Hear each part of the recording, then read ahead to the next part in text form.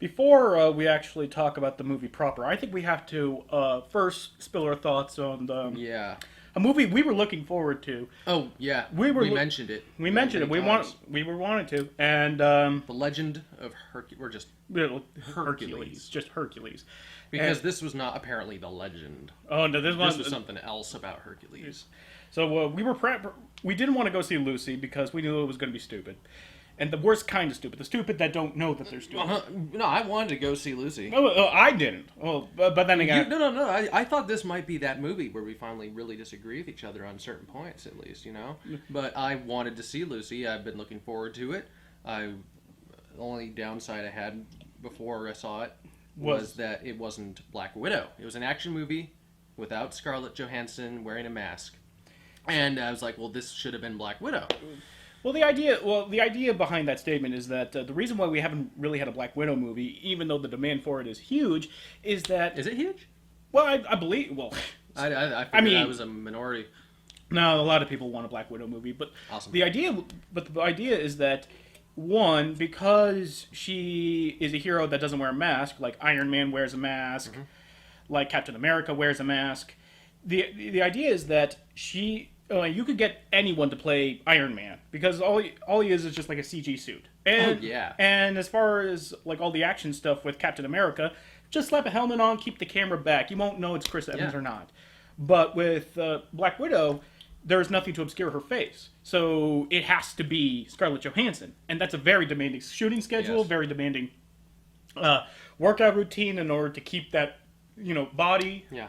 And so that she would be inclined to demand an exorbitant salary and basically inflate the price of a Black Widow movie, to unheard of levels for a female-led action movie. Yeah. So it's a huge financial risk, no matter how you slice it, even for a fan favorite character like Black Widow. So there we are. I mean, that's an idea floating around. Why, people are balking at a Black Widow movie. But regardless, we were looking forward to Hercules because it looked like big, dumb, stupid fun. But the whole point of a Hercules movie is hinged upon the fact that Hercules does Herculean things, slaying the Hydra. the Nemean lion, the wild boar. Yeah. Exactly, you want to see him do that. And then apparently, like, all those scenes that are in the trailer for it are within the first 5 minutes of that movie, and then it's all just hand-waved away by saying, no, like, look, those are just stories blown out of proportion, told by, I think, like, his son-in-law, or, no, not a son-in-law, but, like, It sounds like like a stepson. sounds like the beginning of freaking. It's like Boondock Saints, almost. they Boondock Saints Hercules, and they're just kind of retcon, like, nah, he's not really the son of Zeus, and he's not Well, really... I was gonna say it's like a little bit like Beowulf, where they show the sea serpents that he conquered, and they're saying, oh, he was blown to epic proportions, and Yeah, but and this has kind of been a theme lately, where we have these more realistic versions of mythology, where they kind of touch on the magical elements. But then they don't go whole hog. Yeah, they imply it. You know, and I'm getting tired of that. I want to see some epic, real mythological Greek movies here. As bad as Clash of the Titans was, at least Perseus fought monsters. Yeah, it was actual mythology. It wasn't like, there was a time when he did something that seemed to others to be of unnatural element, and then we don't really know what really happened. It's just we wanted the straight out magic mythology. Hercules and the 12 labors. Yes, that kind of shit. But it's not. He's just a guy who's really good at fighting. Well, then he's not Hercules. Yeah, there's no actual divinity. It's just a guy with. I can't imagine how you could make a dumber like you cannot fuck up the story of Hercules more than that. Yeah, that is just horrible decision making, and I found out like right before the right before I heard about it, like I found out that Brett Ratner directed it, and I was like, oh, well, Brett Ratner does dumb, all right, sometimes wrong. I mean, X-Men 3, but I know. But he also directed Rush Hour, which was fun. Yeah. I mean, yeah. So, like, that was a rush, man. It was an hour of rush. Yes, it was. What a rush. But like that was like my first warning sign. It was like Brett Ratner's directing it. Oh, okay. Well, at least it's not Michael Bay. Yeah, I mean, like at that point, you're just kind of like you're making excuses for the movie. It's like, well, there are worse directors technically. Well, there are more infuriating directors. Yeah. But then it happens, and then you realize, why did they make this movie? Like, you could not make a worse Hercules movie on that premise alone. And it's not like it's not like there's been a lot of Hercules movies either. Well, in the recent past. We had a Hercules movie back in January. Really? Yeah, there was I forgot. It was just as forgettable because I don't remember it. Yeah, at all. I know, but there was a Hercules movie released back in January. Okay. I know. Like, what are you gonna do? Take your word for it. Yeah, but it's been very good. But so with news of that, it was like, okay, fine, we'll go see Lucy. I wasn't looking forward to it because I made my feelings on it very known. If you're going to make a movie based on the premise of the urban legend that we only use 10% of our total capacity, or 10% of our brains rather, then why don't we make a movie about how we swallow spiders in the night, huh? Yeah, let's make a movie about how it's dangerous to go swimming after 30 minutes after eating. Yeah, let's... Or how about a movie about all right, how coming this summer. Cracks in the sidewalk. Step on a crack. I got better. Fall and break your mama's back. 3-second rule. And then you could have, like, the Kingdom of Germs. And I see a comic strip about this, and the leader of the germs is like, no! You do not descend upon the food yet. There's a Hold! Law. The law decrees 3 seconds. Isn't it 5 seconds? Or is it 5 seconds? Well, you see, there's conflict. That's where the conflict rises. It's like there's these tribes of germs that like the good germ is living in this peaceful germ life, and then they huge bit of food falls onto the floor. They're just staring at it for about 5 seconds. Then they all leap in. It's like, yay, yay! But then they cut to another batch of germs, and they got it on 3 seconds. And then, those germs look at that, and it's like, oh no. No. What have we become? Mongrels. Then, and then some germ says that all the world's going to be destroyed by a huge flood of antiseptic. God. And in order to save them, he starts building a little disposable food boat, and he starts putting all his family on the boat. But then the germ from, the 3-second village sees that boat, and he's like, oh, these germs have been in this kitchen since time immemorial. Nothing will destroy it. And then, I think we see where you're going with it. Yeah. I think we see where you're going. So, no. You see the flood of the antiseptic comes in, and then, the 30-second germ just kind of sneaks on board to the germ ark, and then he hides among the germs. I don't know where this is going, Ben. I have no idea. Please continue. No, follow me. He goes on, he's on the germ ark, right? And then he's hiding behind, all, the loose bits of, spermatozoa and all of these other minuscule microorganisms that the 5-second leader of the tribe, that he has to save because the protozoa in the sky told him so. So, and he starts munching off all these, minutia bits of the ark, and then the little tiniest son of the 5-second tribesman, he asks the leaders, what are you doing? Why are you eating all these? Am I gonna have to slap you? Anything at all to not talk about this goddamn fucking movie. Just, I mean, so you know, I didn't force you over this time. I know. That was you. That was all you. It was all completely me, but I've been a camera hog, so I'm trying to establish my boundaries here and not cross them. And it's just I want to be so close to him, but you see, when I move this way, you're supposed to move this way. So that, and then we do the squishy photo face thing.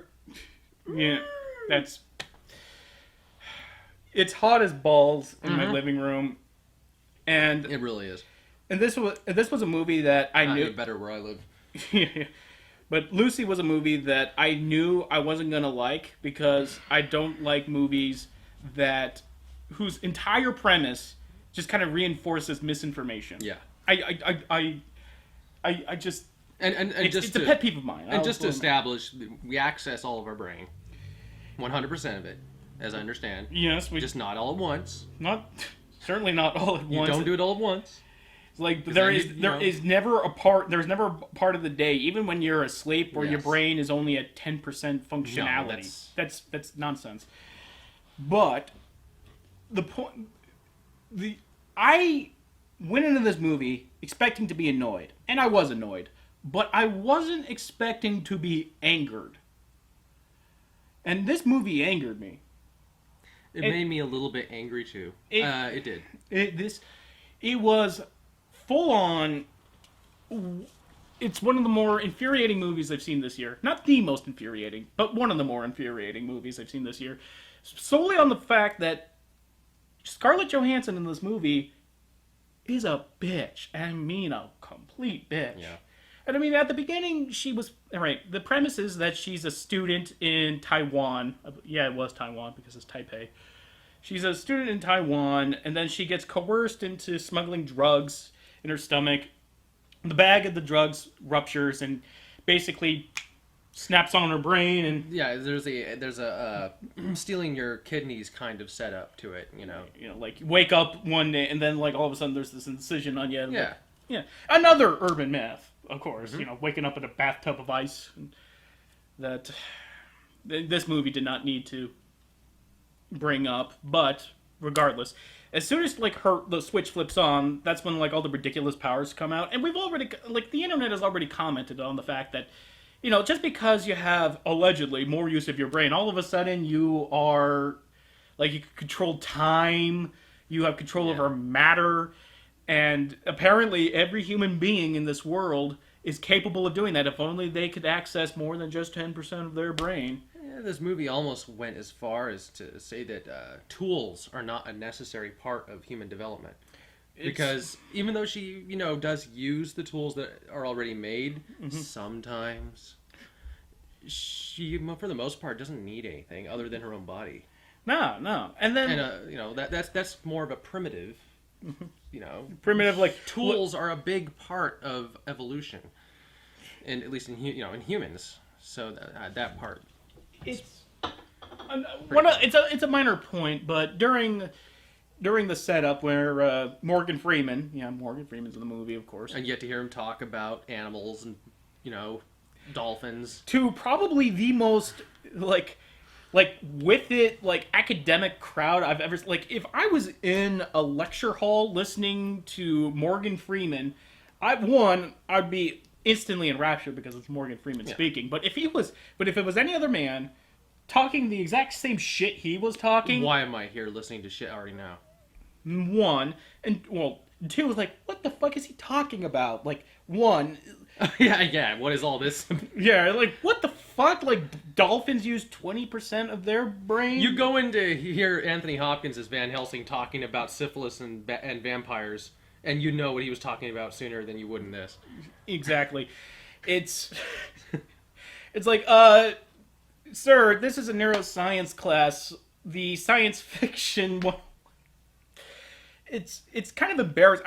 Anyone who of any professional credentials getting caught in something like that is their worst fear. I would imagine if you were going to some seminar to hear some the newest cutting edge of neuroscience, and then you hear this crackpot talking about if we had 20% of our brains, we would be Supermen. And he goes at it leveling up. He's got this level up system chart. It's once and then when you reach 30%.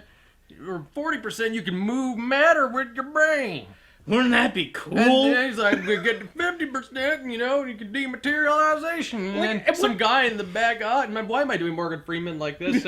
I don't know, but that's how I'd imagine a person talking it. Someone in the back is what if you reach 100%? And Morgan Freeman's well, I wouldn't dare deem what would happen at the level 1100%. Numbers are no longer a factor at this point. This whole scene smacks of like some kid DMing a D&D session for the first time. I wouldn't know anything about that. But there's one point where like one student in the seminar just kind of raises their hand and say like, "Oh, you're saying like at 20% we would be able to do this. Is this any proof of that?" She's like, "No, this is all hypothesis." So what the fuck? Like, how would you even know? Yeah. Like, how do you like? One, how do you aliens? Like, how do you invent a measurement of brain capacity? Like, how do you even do that? All right, and two, if you can measure it, how is it measured? Yeah. There was no actual, like, science or math or anything. It was just kind of talking about ideas that everybody's already heard. Yeah, and then just basing a movie on, like, that premise. But, like, going back to the point that she's a bitch in this movie is that after she gets, you know, like, brain-gasmed, and suddenly she knows everything, how to use every weapon. She's been getting hit on and molested by two of the guys. Like, and then she turns them down, and they start kicking her in the stomach, and they break open the bag of bath salt that they put in her, and and unlocks her brain, and so she escapes, and then she goes to somebody like a taxi, like, "I need to go to the hospital," and even speak English. Shoots a guy in the leg. Shoots a guy in the leg, goes to the hospital, and this is where, like, the point of no return, as far as I was concerned, is that she goes to the hospital, goes into an operating room, looks at, like, some CAT scans that are just happens to be in the OR, and then shoots the patient, saying, basically, to operate on her, and saying, like, "Well, the cancer's already, you know, is too far gone, you wouldn't have been able to save him." Oh, I see, so that's why you should kill him. Because he is terminal. Okay, Dr. Kevorkian, you might want to wake the guy up and let him have a decision on whether or not maybe talk to his family before, you know. Yeah, I know you have not a lot of time either, but yeah, you just killed an innocent man, a sick man with cancer. Yeah, she shot that other guy because he doesn't know how to speak English. Yeah, shot him in the leg. Oh, was it the leg? No, she shot. Okay, well, that's not so bad. It's just a leg wound. It's just a leg wound. That's all right. Yeah. Somebody doesn't know how to speak your language. Shoot them in the leg. Yeah. They should know your language. Exactly, and there's especially when you're in a place where you're supposed to be knowing their language. And by the way, if in the span of a few hours, she learns their language, and like all of a sudden, like she knows pretty much everything. And like you said, what was she doing in Taiwan? If she doesn't know how to speak their language, she's. Well, more. She lives there, right? No, she doesn't live. I think she was like on like student leave or something, and she was on vacation. But the thing was, she had a friend who lived in Taiwan. Sorry, that's what it was. She had a friend who she has a friend there in Taiwan. Doesn't speak Chinese. Yeah. So what the fuck is she doing in Taipei? She doesn't speak the language. She lives there. God. This movie was lazy as hell. Yeah, and it was just a CG extravaganza. More than that, it's a movie that tries to blow your mind. Yeah. How about that freaking scene where they put on the was it the waltz or whatever? Oh yeah, like what's she? Or here's the point I was trying to make. Like if she could like all of a sudden like know everything, like she pulled a bullet wound out of her shoulder and she doesn't feel the pain anymore. Like, why couldn't she just, operate on herself to get and remove the bag? Yeah. Like, if she wasn't going to go into shock and she already knew so much about the lymphatic system, the nervous system, she knew enough about human biology and physiology to know that cancer from a CT scan, from a CAT scan, was, made like he was terminal from that scan. So, why couldn't she have done that? And that question keeps popping up because, like, further in the movie, she's surrounded by men with guns, so she just kind of waves her hand and then, like, Magnetos them, and then everyone, like knocks him out. And you're thinking, okay, so she can do that. Why doesn't she do that again when in the exact same situation? Mm-hmm. She doesn't even have to kill him. She could just knock him out. Like when the Chinese gangsters find out that she didn't deliver the drugs and now she's trying to get back the bath salts from everyone else. So they're going to France to try to intercept her, and there's no tension. None. Because she's God. Yeah. There's nothing they could do to her. She's God modding this whole thing. This is the most Mary Sue, most unlikable female lead. Like, even more than, I dare say, it's even more than... You're not going to go there, are you? Tammy? No. Mary Sue, Mary Sue, female lead, says, Divergent. I like even more than her. Oh, Divergent. Oh, the first thing I was going to go to was Daenerys Targaryen. Daenerys? Yeah. Well, she gets better in the later seasons. Maybe I haven't gone there yet. Yeah, you haven't. Because I know you stopped at season 2, right? I think 3, maybe. Yeah, because at season 4, she realizes that she can't control her dragons, and... I got to that part. They start nipping at her and stuff. Yeah, and she can't really do much to stop the dragons. So. I haven't gotten to quite that much, but I got to the... Yeah. Yeah. But, I always thought she was a pretty Mary Sue character. But in any case... she has nothing on Lucy. Lucy literally cannot be stopped. Which begs the question, why didn't she... No conflict in this movie, really. Yeah, there isn't. Why... Beyond show. Yeah. Why did she leave the lead Chinese gangster, who was the one that stuck the drugs in her gut in the first place? Why did she leave him alive when she was so willing to kill a man so that doctors can operate on her? Yeah. She had every reason to kill him, didn't kill him. And the only reason why she didn't was so that way there could be some kind of antagonistic force in the story, as driven by genre. Genre dictates that in a spectacle action movie like this, that there has to be an antagonist to have a final battle, but there's no final battle. There's no, ultimate culmination of, is he going to stop her? Or, will she be successful in her goal? Yeah, she's going to be successful in her goal. She's God. Yeah. She can, levitate, matter. She knows everything. She's omnipresent.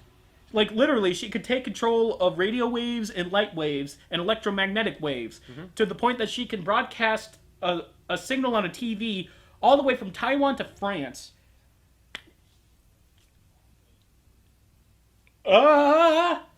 So she could do that. Why does she keep the fuckers alive?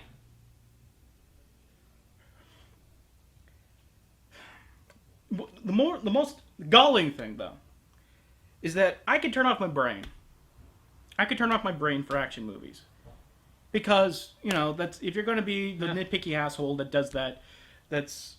But there wasn't any, good martial arts or any martial arts in this movie, so it's not... So, right, you're turning off your brain because if you kept it on, if you did use more than 10% of your brain to actually, looking at watch it. You wouldn't be able to watch it because you'd be so pissed off at, how it just bends reality. But this is supposed to be more. This is the kind of movie that is supposed to make you think. It's supposed to make you question. Your humanity. Questioning humanity. Question, existence. Transhumanism. The elements of transhumanism comes up, and So, wait, now you want me to think about the issues that you brought up? Near the end, when she's finally in France, and she meets Morgan Freeman and his team, and another bitchy moment, when she finally meets Morgan Freeman and his team of scientists, and they ask for proof of, proof. What does she do? She goes up to one random guy, and the scientist, lays on hand and tell him, your daughter died when she was 5. She was in a green car, and then made him tear up remembering that. Yeah. You could have told him anything about his life, but she chose that. But she chose the fact that that his daughter died when she was 5. What the fuck is wrong with you? Because amazing moment. We need moments. We need the audience to be entertained. That's why. It's it's just. I'm sorry. Go ahead. And that even goes against the moment where during the operation when she's getting the bags taken out of her, she calls her mom, basically because now that like she's at 20% capacity, she can finally remembers like all the flood of childhood memories, and she wanted to call her mom to thank her for loving her like a parent should. Awkward. And it was awkward, but it was like that sudden realization that, you know, you're taken for granted the humanity that was bestowed upon you, and that, and only through only through higher intelligence can we remember, you know, the capacity of love and stuff like that, and not take it for granted. And that's a, you know, like a humanistic, that's a very nice touch. I wish it was executed better, but then that's completely thrown out the window when she completely disregards the nature of memories and how powerful they can be by bringing up one of the most tragic memories in this man's life, all for the sake of proof, all for the burden of proof. That is awful. Yeah, and some of the line deliveries in the movie were just really painful. Like listening to freaking Nichols in Metalocalypse when they're making a movie. Oh, they have to deliver their lines for the first time in their lives. They've had to do this, and it just comes out. Done. Kiss. It really feels like a lot of these actors couldn't understand Luc Besson's direction. I'm accessing 40% of my brain now. I can feel all the things. I can hear elephant. I can hear rats stamping in the attic like elephants. I can. Can you tell me more about your father? That kind of delivery is so. But I was going back on track here that when she's, you know, breaking down the nature of reality, when they say that the only thing that governs the universe is time, that's the only force in the universe that governs everything, not intrinsic fields, not electromagnetism. It's time, not string theory. Well, she's bringing up time as the only governing force that keeps everything in order, and she's elaborating upon this, and then I'm thinking, wait a minute, now you want us to think? Mm-hmm. Okay, so you're asking us to accept this all this, like, information, like, and this isn't like fairy tale, like, you know, explaining like how dragons can fly or how they can breathe fire, because that's fantasy oriented. But and it's not even Tron level of no, you know. Not explaining like how light can have solid feel or something like that in Tron.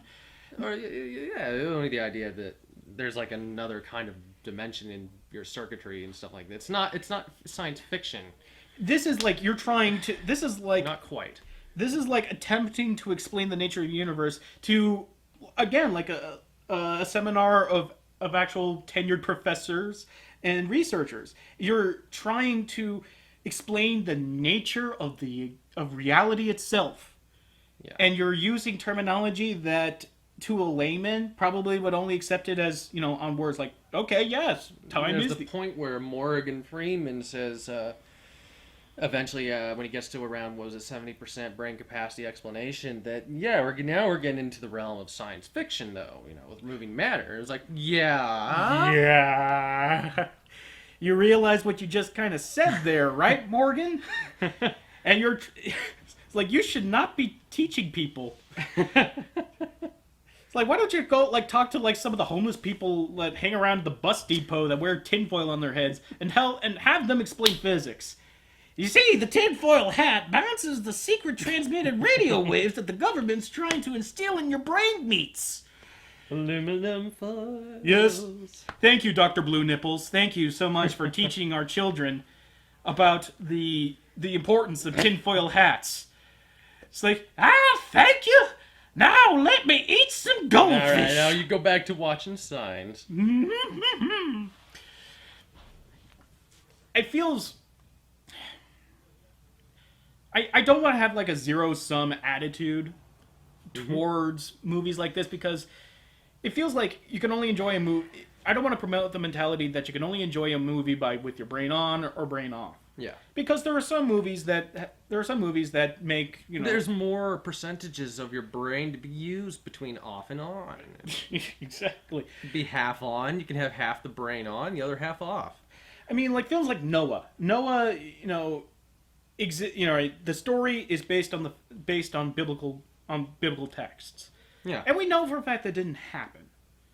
but we allow them the opportunity to tell a story based on that and have it linked to evolution, because they're trying to illustrate a point that no matter how, like, which conclusion we arrive at, whether or not there was creationism or whether or not the universe started on chaos theory,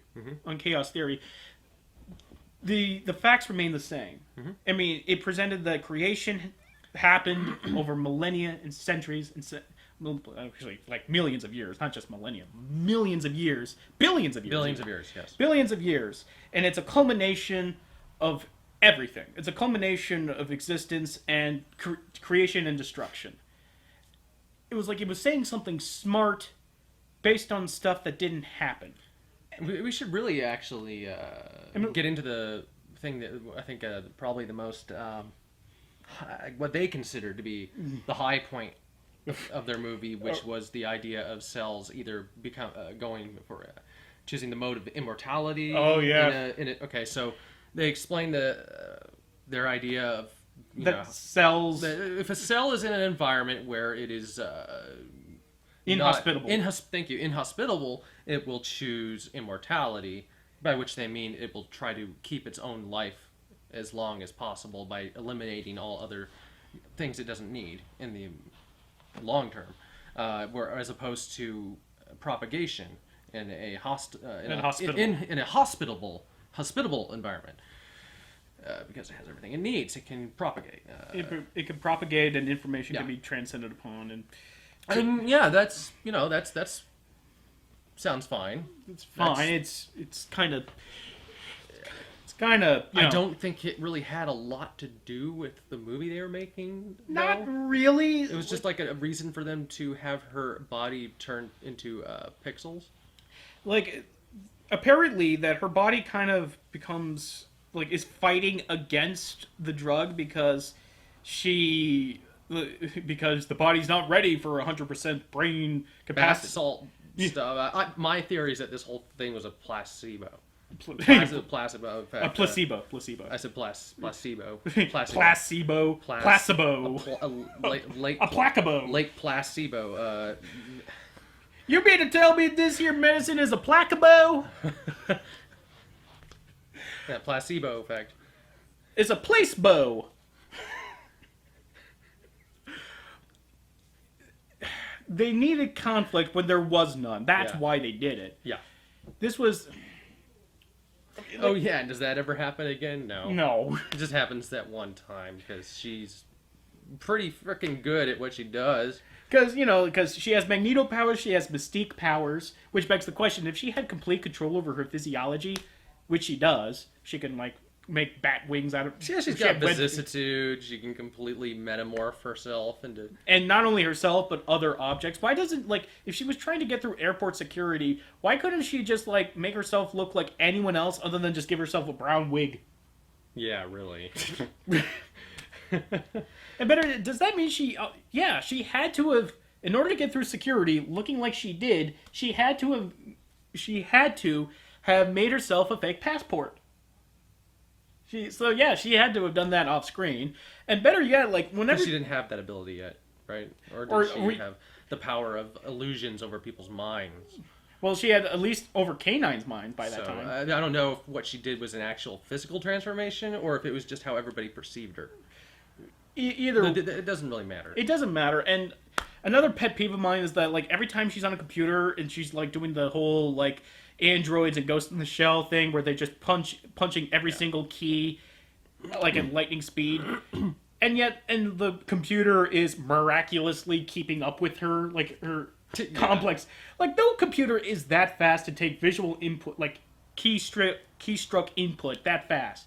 None. She built those computers herself. Yeah, she must have. During the... No, she was doing that she was doing that on her friend's computer. She was doing that on her friend's computer. You know what? It's a time paradox because we established that she can go back and forward in time. So anything that she has in this movie was already made by her in the future.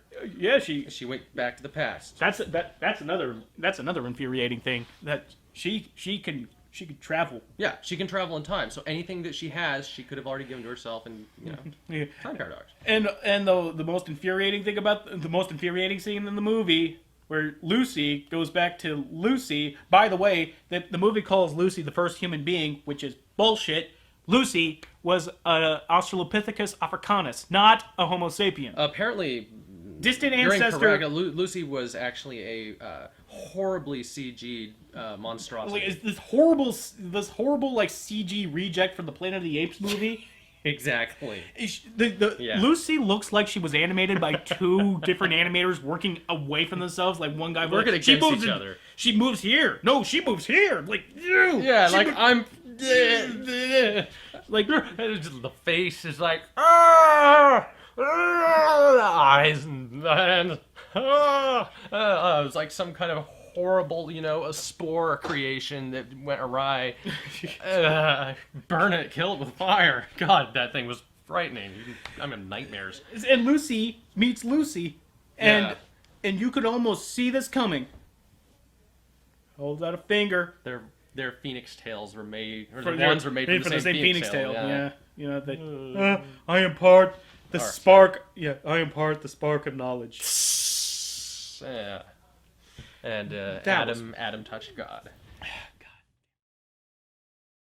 Oh yeah, and then she goes back to the dinosaur age and immediately is attacked by a dinosaur. By this I don't know what kind of dinosaur. It was not a T-Rex, but I have no idea. But and she's actually frightened by it. She's like, teleport. You're like, Oops. bamf. Bamf right out of there. There's that kind of crap in a movie like this that was just put there for us to be amused that makes me really... She wouldn't give a half a shit about a dinosaur. No, she wouldn't. Like, why would she keep going back in time? Like, especially establishing the fact that she can go back in time, and then she stops for the dinosaurs. Yeah. Okay, now she goes back further in time to see the Big Bang, or at least see the creation of the universe. Okay, I understand why you want to go back that far, but why did she stop at dinosaurs? And she wanted to make sure that how the dinosaurs got extinct. Like did they not make it onto the boat? I know. She wanted to know exactly. But you see, you gotta go. Did people ride dinosaurs? I guess they gotta get back on that germ boat, that germ ark. Yeah, germ. It's a good idea. You see how it all might be a cartoon. You see how it comes full circle here on Sage Versus? Yes. Have a hop ride on the fantastic voyage. You won't be the same, but you'll never forget it. God. I mean, like, the more I think about the movie, the more I hate it. Mm-hmm. I mean, this is an infuriating fucking movie. I mean, like, any kind of movie like this that reaches you on this visceral level. Well, I knew that I wouldn't suddenly start liking this movie more after pointing out more and more of its faults. Here's a challenge. Name what did this movie get right? Like what? Good one. That's good. Like, here's a good way to explain this movie is to really point out what it did get right, if anything. Or it had some good points. Or if it had good points. Yeah, I like to think about some of the better stuff. Like some of the CG. It was great CG effects. That's the first thing I said. Except for the ape. Except for Lucy, the no ape. The apes and the dinosaurs were just no. But and some of the green screen effects were like, especially when she was going back in time, it just kind of looked like she was like in front of her projection screen. Yeah. And the weird part is that everyone, when she was... I think she got that chair from the Sharper Image. Like, she was going back in time, sitting down. Nobody gives a shit about her. Like, everyone's just kind of walking past, Scarlett Johansson, just kind of going through time. Yeah, no one even sees her. And then she sees some Native Americans. But they can see her. But they can see her, and the dinosaurs. The dinosaurs can see her, and Lucy, the monkey, can see her. I wonder what it is that humans... what am I saying? Indians aren't... Oh, man. Okay, one of these things is not like the others, okay? Like, what are you? What are you, Ted Nugent?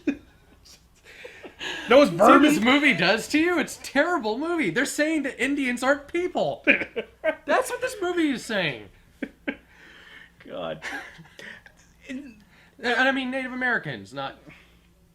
Yeah. I know. Like, not like those filthy savages, like that Papa Ted Nugent tells you they are. Well, like he called them vermin, I think. No, Like filthy vermin. Yeah, I think he called them that. That was. really? Yeah, he did. I'm telling you, Ted Nugent. I think maybe 2 or 3 years ago, he just teetered off the cliff of insanity, and instead of like pulling the ripcord on the parachute, he's just pulling out an anvil, and he's like, "I'm gonna ride this ride right down to destruction." Boo! Cat scratch fever. Yeah. But thinking like really hard, what this movie did well. Some of the effects were nice. The effects was some of the, it was really a presentation of what we can do with CG again, kind of movies. The direction I did not like. The direction was actually infuriating because the movie had this habit of juxtaposing scenes with like nature footage, which one is mostly at the beginning. mostly at the beginning, And but it was really it was weird. just one of these. It's just one of those like You're trying to do something kind of artsy, aren't you? You're trying to be clever. It's the obvious, like you could not be Yeah. more obvious. Like Lucy's getting cornered by the Chinese mafia. You Cut see to like a this leopard chasing cheetah chasing a Cheetah deer. stalking an antelope. Yeah. It's like, gee, I wonder how these shots are Did it supposed say to. deer? There's no deer. Like it's an antelope. Yeah. It's Africa. Yeah. But as I said, the movie will like cut to like either like stock footage or like nature footage. Stock nature footage Of like, like not just they're just juxtaposing scenes where like predator and prey and Yeah. and then juxtaposing that against like people like the Chinese mafia or at least the Taiwanese mafia cornering Lucy. It was just stupid. It was just. It was. It was some of the most obvious direction I can like. Yeah, I felt my intelligence was really insulted during this movie. That's how I felt. I felt. It's sort of like that scene in the what was it, Two Towers, where the insane king starts eating messily in the food. Oh yeah. It's that level of obviousness. Symbolism. Yeah, it's that level of obviousness Yeah. that just you kind of like really did you think you were smart for this Analogies. decision? Yeah. It was really heavy-handed, really contrived. It was really. I mean, I'm trying to think of good stuff. yeah, like really Scarlett Johansson kind of sleepwalked through And this movie. that's the next thing I was gonna point out is that I know I'm when I say from now on when I say that I'm a big fan of Scarlett Johansson, I'm a big fan of some of the movies she does. I'm a big fan of her looks. You're not exactly a big fan of her acting I ability. can't say I'm a big fan of her acting. I just figured all this time that she was getting roles where she was required to not act And this, emotional for the roles. A government aid or a you see, a shield agent. a shield agent who has to desensitize herself, having to play a Siri app. But actually, she was at her most emotional I think I've ever seen her or heard her in that movie. In her, yeah. That's pretty funny. That's pretty funny. Where she's an app, she's more emotional than she is in any other movie I've seen her. But and then this one where she has transcended human emotion, I guess. And I'm just kind of wondering, do they cast her in these roles because she can't act, or is she just typecast? I mean, from her performance in Under the Skin to her here, it feels like she's. You know what it is? She suffers from Brad Pitt syndrome. She is of the world she's in, but not with the world. Yeah. Like, she always looks like she's observing everyone, but not exactly taking part. Yeah. Like, she always keeps, like, this distance. And in Brad Pitt movies, that works because usually the roles he's in is dependent upon Brad Pitt. Like in Meet Joe Black, he's this visitor to our world, and he deems our food to be good, and he deems our music to be worth it. In Troy, he plays this larger-than-life hero, Achilles, where all wonder surrounds Achilles. And even in like Thelma and Louise, Brad Pitt was this object of ultimate lust for the two women. Like they're not of this world. I mean, like they're the way. Maybe I got them mixed up. Like they're a part of the world, but not of this world. Yes, that's what I meant. And she suffers in the exact same way. She doesn't feel like she's with it in the moment.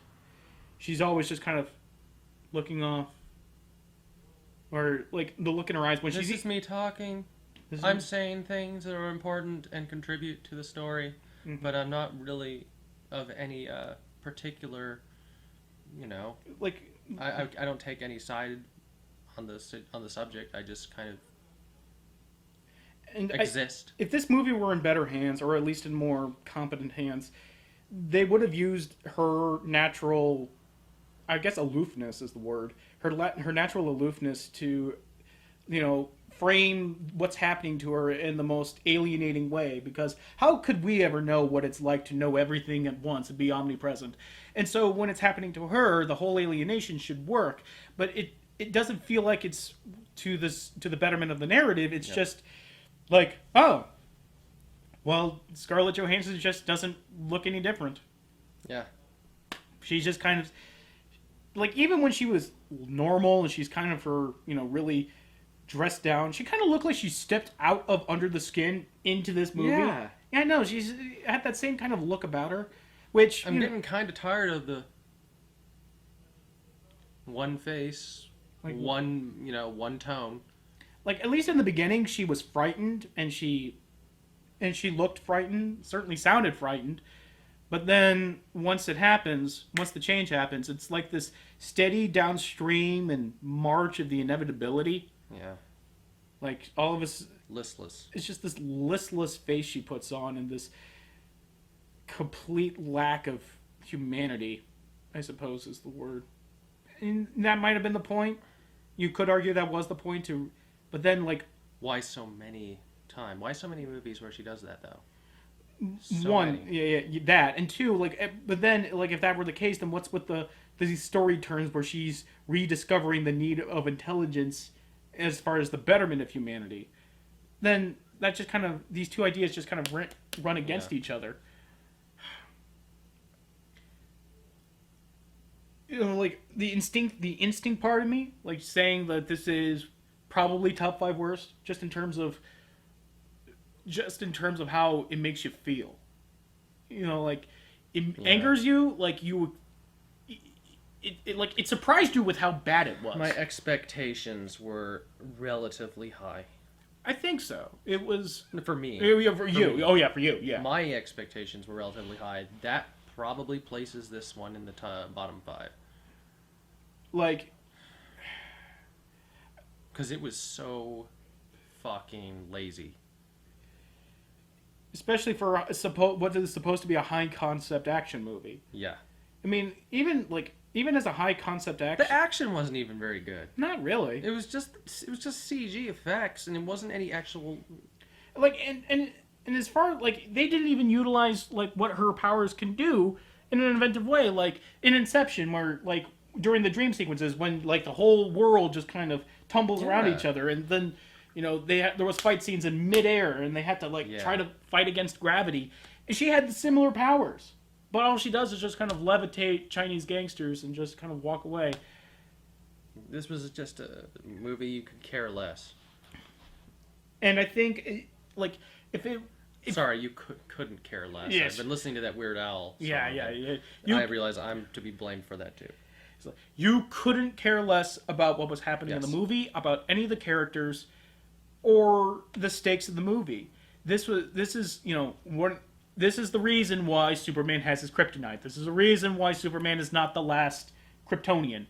Because he needs someone who is a capable threat against him and who he cares about. The whole time I was half expecting that, one gangster, the younger one, to actually be taking the drugs himself. Yeah, I mean, like... I was like, okay, there's got to be conflict in an action movie at some point, where it matters, and it's not just, shooting fish in a frickin' barrel. That's what she was doing the whole movie. Exactly, and it got to be the most infuriating when she didn't do that. When she had plenty of opportunities to do it. And when she should have done it and didn't do it. Like, why didn't she just, like, hey, put you all to sleep? No, she floats them there so that way they're, up, alert, awake, enthusiastic to go and try to get her over at Professor Morgan Freeman's place. Yeah.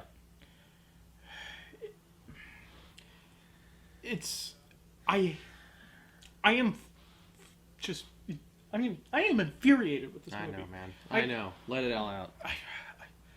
I don't want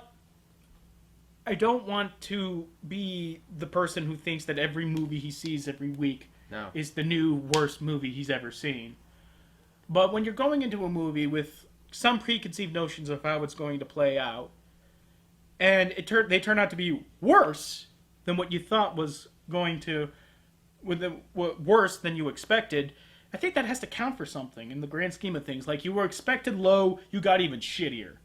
Yeah. And I guarantee you we aren't looking for the bad movies when we decide what to go see. I mean, not that we have a huge list. I mean, where we see the movie that first comes out on, when it's Saturday, we choose the top... Friday. I'm sorry. When it's Friday, when it's Friday, we choose the movie that was coming out the day before it usually comes out on the first. Like Friday. Yeah. So it just kind of comes out like this. We usually have like a couple movies to choose from. And it was either this or Hercules. Yeah. And looking back on it, I would rather still have gone to see Hercules. Yeah. At least Hercules. It wouldn't have made me feel. Hercules may have lied to you, but it didn't lie about what it was trying to do. And Hercules wanted to be like a dumb old action movie but try to put, Hercules grounded in reality. Dumb decision. We made the right decision based on what we knew. Mm-hmm. That we did. But knowing now, I don't think I would be... Yeah. I probably wouldn't have liked Hercules, but I wouldn't have been pissed off. I might have been pissed... I was pissed off that they lied to me. Mm-hmm. But how, again, I ask, is that the fault of the movie or the fault of the advertisers of the movie?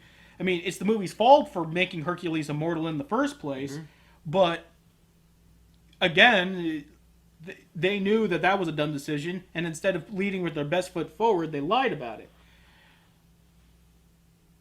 It was kind of like Walter Schmitty. Sorry, Walter Schmitty. Yeah. Secret Life of Walter Schmitty. Yeah, I saw that movie. I didn't like it. Yeah. Everything in the previews, it was took up about 7 minutes of the movie. Probably his imagination was just the whole reason I went. It's the Secret Life of Walter Schmitty. You didn't really get the secret life though. You just got this one guy who. Decides to start doing some stuff, the depressing life of Walter Schmitty. Yeah, the depressing life of Walter Schmitty. He decides to, get off his ass and go hiking and take, you know what? That was a fucking boring movie. I think I enjoyed this maybe more than that. Other than, the expectations. You hear that, Lucy? You're not nearly as bad as the Secret Life of Walter Schmitty. Put that feather in your cap. Yeah, you haven't seen that, have you? No, I haven't. I don't want to see that. No, I don't. You do not want I to see sincerely that. don't. But, I try to keep an internal list of how I rank each movie for best to worst. Yeah. It's sad when I can't find movies to replace the best movie I've seen this year, but the bottom 5 are jockeying for position. Yeah. It's always the nature of things. Sturgeon's Law and whatnot. At the very least, it was newish. It wasn't a third sequel of a terrible franchise. And in 2 weeks, we're going to see the new Teenage Mutant Ninja Turtles movie. The teenage creepy-ass motherfucking mutants. Yep. Mm-hmm. Yeah, they don't even try to hide it. Just, what was the preview? He's like, yeah, we'll find you. That was a bit creepy, wasn't it? And yes, it was. Yes, it was, other Raphael. So, take care.